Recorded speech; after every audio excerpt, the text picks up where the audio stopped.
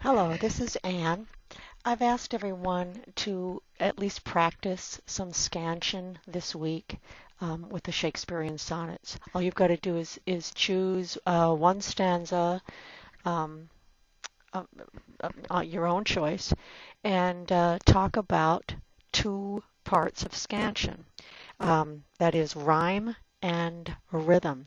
I'm going to read through this poem. This is Shakespeare's Sonnet 130, one of my favorites, and I'll talk about the two parts of scansion and give examples. My mistress' eyes are nothing like the sun. Coral is far more red than her lips red. If snow be white, why then her breasts are dun. If hairs be wires, black wires grow on her head. I have seen roses damasked red and white, but no such roses see I in her cheeks, and in some perfumes is there more delight than in the breath that from my mistress reeks. I love to hear her speak, yet well I know that music hath a far more pleasing sound.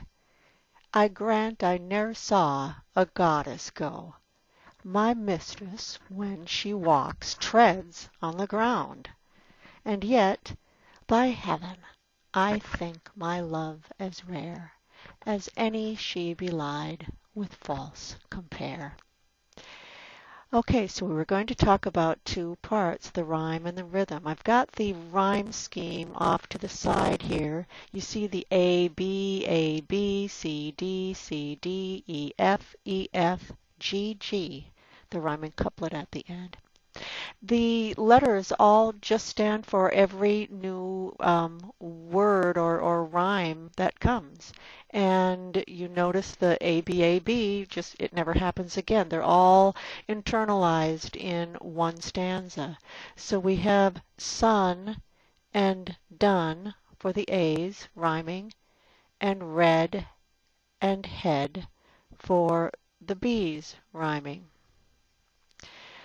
And it just repeats with different words. White, delight, cheeks, reeks, no, go, sound, ground. Okay, so it's always the same for Shakespearean sonnets. They all have this 14-line rhyme pattern. Now, the hard part is with the second side of scansion, and that's the rhythm.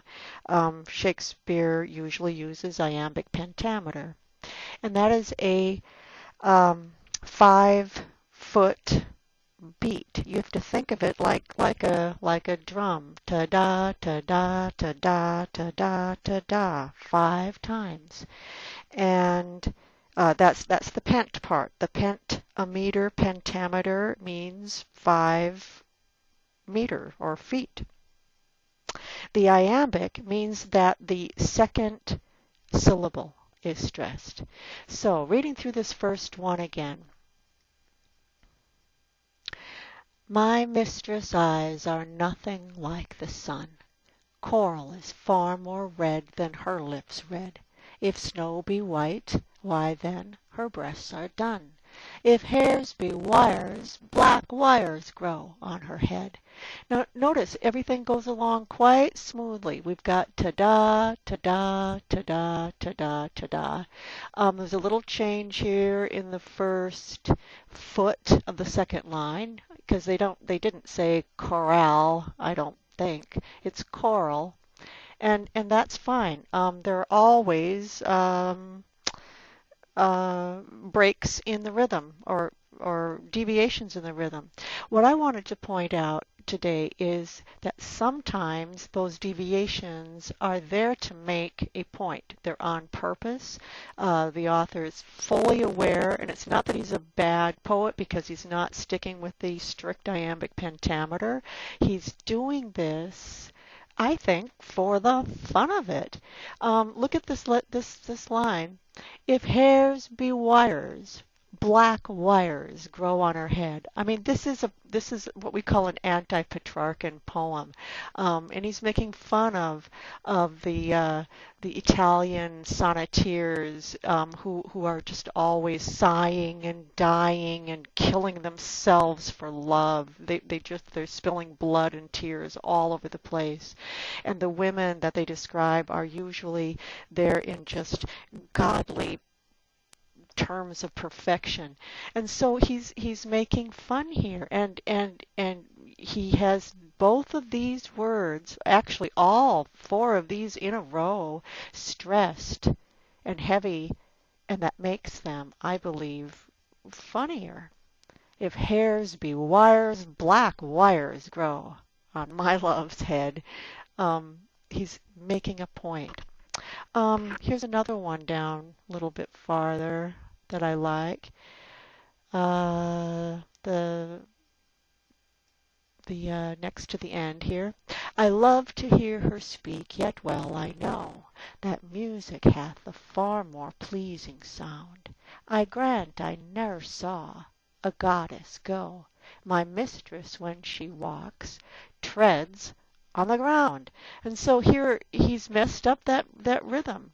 We've got ta-da, ta-da, ta-da, and then the treads on the ground. It's like she's made a stumble. It's appropriate that this does not follow the rhythm, but in fact breaks it because it's funnier that way.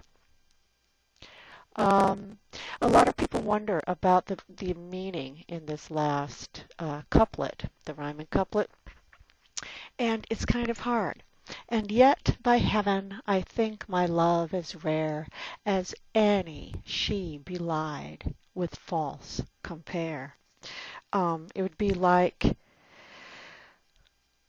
uh, like, like she has turned into liars. Anybody who has compared, with her more, tried to compare a beautiful subject with her.